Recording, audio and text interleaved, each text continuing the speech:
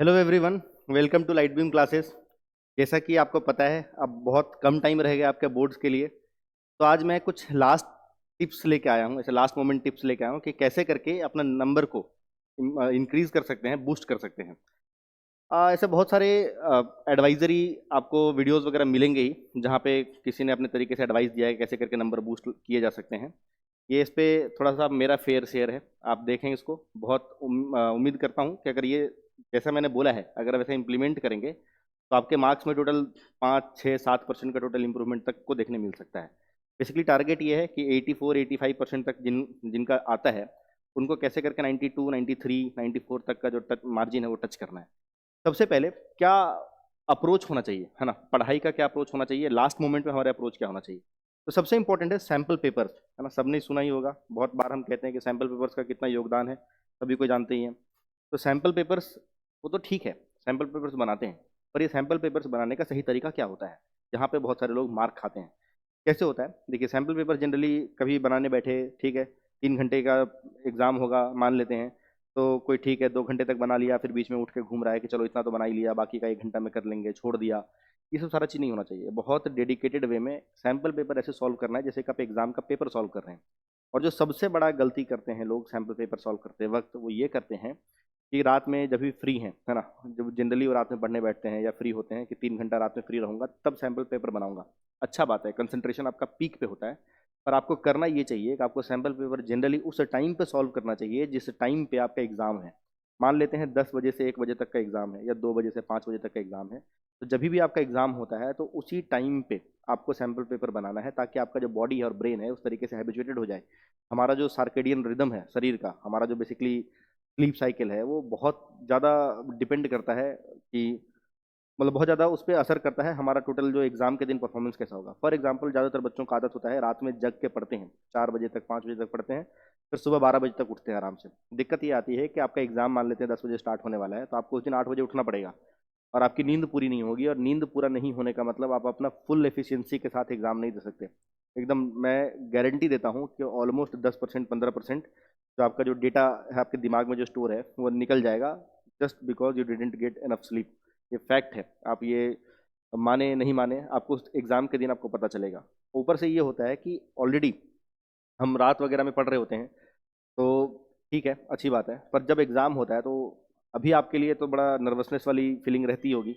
वैसे केस में कई बार और नींद नहीं आता, जो 3 बजे 4 बजे तक नींद आता है लोगों को, इतना नर्वस रहते हैं कि कल एग्ज़ाम है, वो डिले हो जाता है, आधा घंटा 1 घंटा का जो टाइम है वो एक्स्ट्रा लग जाता है सोते सोते ही, तो हमारी नींद और कम हो जाती है और वैसे में एफिशिएंसी बहुत कम हो जाता है। तो बेस्ट ये है कि जो आप अपना सैम्पल पेपर सॉल्व करते हैं वो उस टाइम पे सॉल्व करें जिस टाइम पे एग्जाम हो रहा होगा, यानी कि 10 बजे से 1 बजे एग्जाम होगा, तो आप अपना सैम्पल पेपर 10 बजे से 1 बजे तक का जो टाइम है उसमें सॉल्व करेंगे और बहुत डेडिकेटेड वे में सॉल्व करेंगे कि हाँ तीन ये मेरा फाइनल एग्जाम है। और ऐसे इतने पेपर सॉल्व कर देने हैं आपको कि आपको लगे कि जिस दिन तक एग्जाम हॉल में जाऊंगा तो आपके लिए वो एक नया एक्सपीरियंस नहीं होना चाहिए, लगना चाहिए कि हाँ रोज तो करते हैं, कौन सी बड़ी बात है। सीधा बात यही है। तो उस टाइम पे करना है सैम्पल पेपर, और जब करने के बाद उसको फिर चेक करना है कि कहाँ गलती हो रहा है, जो जो पार्ट पे गलती हो रहा है उन पार्ट को रिकैप करना है। कोई भी सब्जेक्ट हो, ये हर सब्जेक्ट के बारे में बता रहा हूँ, कोई भी सब्जेक्ट हो उसमें आपका अप्रोच ऐसा ही होना चाहिए। सैम्पल पेपर जिस टाइम पे सॉल्व करते हैं उसी टाइम पे आपका एग्जाम होना चाहिए, ये ध्यान रखना है, बहुत जरूरी है, ठीक है। सेकंड है रिवीजन और रिकॉल। ज़्यादातर लोग रिवीजन करना पसंद करते हैं, मैं रिकॉल पे एम्फेसाइज करता हूँ कि रिकॉल करना ज़्यादा इंपॉर्टेंट है। रिवीजन करना होता है कि बार बार वही लाइन पढ़े जा रहे हैं या वही फॉर्मूला देखे जा रहे हैं। रिकॉल करने का मतलब होता है आंख बंद करके, आप किताब बंद कीजिए, आंख बंद करके रिकॉल कीजिए कि आपने क्या पढ़ा है, और मन में ट्राई कीजिए थोड़ा सा कि एक्सप्लेन करने का। कोई सामने बैठा है, हम इमेजिन कीजिए और उसको एक्सप्लेन करने का ट्राई कीजिए आंख बंद करके। थोड़ा सा टाइम टेकिंग प्रोसेस है पर बहुत एफिशिएंट है, क्योंकि अगर एक बार को कर लिया, रिकॉल करने में रिवीजन करने में अंतर है। रिवीजन आप करेंगे उससे कहीं ज़्यादा टाइम लगेगा रिकॉल करने में एक एक पॉइंट, पर अगर एक बार को रिकॉल कर लिया और ऐसा आप इमेजिन कर लीजिए कि किसी को पढ़ा रहे हैं, तो वो आपको इतने लंबे टाइम तक आपके दिमाग में धंसा रहता है ना कि आसानी से आप भूलते नहीं है। पर रिवीजन करेंगे 4 बार 5 बार रिवीजन करते रहते हैं, भूलते रहते हैं, क्योंकि हम जनरली बस ऐसा एक सबकॉन्शियस माइंड में रिवीजन तो कर रहे हैं, पर हमें अपना उसमें से क्या याद हुआ क्या भूल गए वो तब तक पता नहीं चलता जब तक कि आप उसको मन में खुद से किसी को पढ़ा के नहीं देखेंगे। इमेजिन कीजिए कि आप कोई बैठा है आपके सामने, उसको पढ़ा रहे हैं, तो आप अगर जहाँ पे अटक गए तो समझ लीजिएगा अच्छा ये एक्चुअल में अच्छे से मेरा कवर नहीं हुआ। वो चीज़ें आपको रिवीजन में देखने को नहीं मिलती। रिवीजन में तो हाँ बस पढ़ते रहते हैं पढ़ते रहते हैं। तो रिकॉल करना एनी डे बेटर कंसेप्ट है। और रिकॉल करने में थोड़ा टाइम टेकिंग, थोड़ा टाइम टेकिंग प्रोसेस है, तो बहुत सारे बच्चे घबराते हैं कि यार इतना टाइम कौन देगा, उससे अच्छा रिवाइज कर लेते हैं। अगर एफिशिएंट रिजल्ट चाहते हैं, एफिशिएंसी चाहते हैं अपने परफॉर्मेंस में, तो रिकॉल के तरफ ज़्यादा अच्छा अप्रोच होना चाहिए। सेकेंड है राइटिंग अप्रोच। एग्जाम में लिखे कैसे, क्योंकि एट द एंड आपने कितना मेहनत किया है, कितना पढ़े हैं, इससे कोई फर्क नहीं पड़ता, क्योंकि आपके जो मार्क्स आएंगे वो इस पर डिपेंडेंट होंगे कि आपने पेपर में लिखा क्या है और कैसे लिखा है। तो पहली बात तो ये सब तो बहुत बेसिक सा चीज़ है कि बहुत साफ सुथरा लिखना है, पॉइंट फॉर्मेट में लिखना होता है कोई भी चीज़ जनरली। पर और भी जो बेसिक बेसिक से कंसेप्ट हम बता रहा हूँ, साइंस का एग्जाम दे रहे हैं या एसएसटी का एग्जाम दे रहे हैं, इनमें जिनमें आपको डिफाइन करना है या कोई चीज़ लिखना है, इक्वेशंस वगैरह लिखने हैं, वहाँ पे हमेशा ट्राई कीजिएगा कि जो भी आपके कीवर्ड्स होंगे ना, कीवर्ड्स को अंडरलाइन कर देने हैं। बेसिकली कीवर्ड्स जो भी होंगे, तो कीवर्ड्स को अंडरलाइन करना है। मैं एक एग्जांपल देता हूँ, जैसे नॉन कोऑपरेशन मूवमेंट है, तो नॉन कोऑपरेशन मूवमेंट में क्यों हुआ, क्या हुआ, नेशनलिज्म इन इंडिया वाले लेक्चर में आपको पूरा मिल जाएगा, बहुत मस्त तरीके से समझाया है, जाके आप पढ़ो उसको। तो नेशनलिज्म इन इंडिया में देखेंगे कि नॉन कॉपरेशन मूवमेंट क्यों हुआ, तो जलियांवाला बाग की वजह से हुआ। फिर उसको आगे चल के खिलाफत के साथ मर्ज किया गया, चौरी चौरा इंसिडेंट की वजह से वो खत्म हुआ। फिर चौरी चौरा, खिलाफत, Rowlatt, Rowlatt act, Jallianwala Bagh, ये सारे नॉन कॉपरेशन का जो अगर क्वेश्चन लिखने को आता है, तो ये सारे कीवर्ड्स हैं, तो ये इनको आप अंडरलाइन कर दिया करेंगे।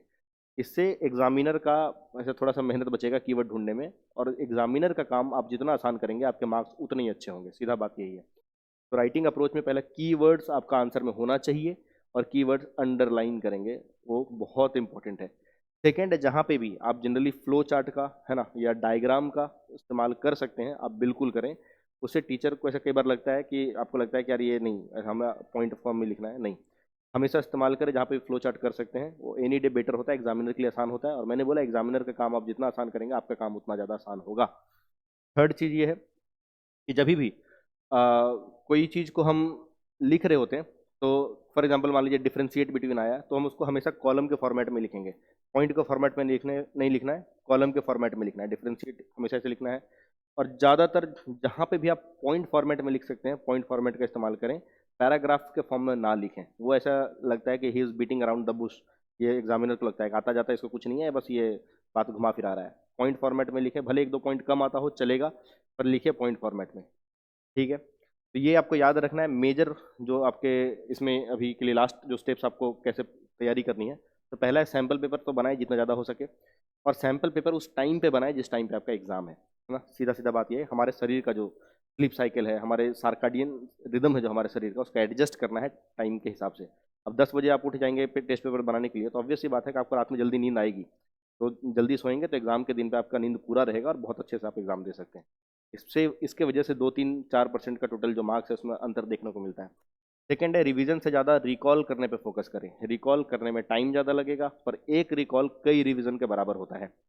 थर्ड है, राइटिंग अप्रोच में पहला कीवर्ड्स को अंडरलाइन करना है, सेकंड पॉइंट फॉर्मेट में लिखना है, नीट एंड क्लीन लिखना है। एग्जामिनर का काम आसान करना है, फ्लो चार्ट बना सकते हैं तो बनाइए, ठीक है। ये सारा चीज़ है आपके जो लास्ट मोमेंट पे आपको ध्यान रखना है, ठीक है। और एट द एंड तैयारी तो अच्छी से करनी ही पड़ेगी, मेहनत करना पड़ेगा अगर अच्छा मार्क्स चाहते हैं तो। करते रहिए। Best of luck. धन्यवाद।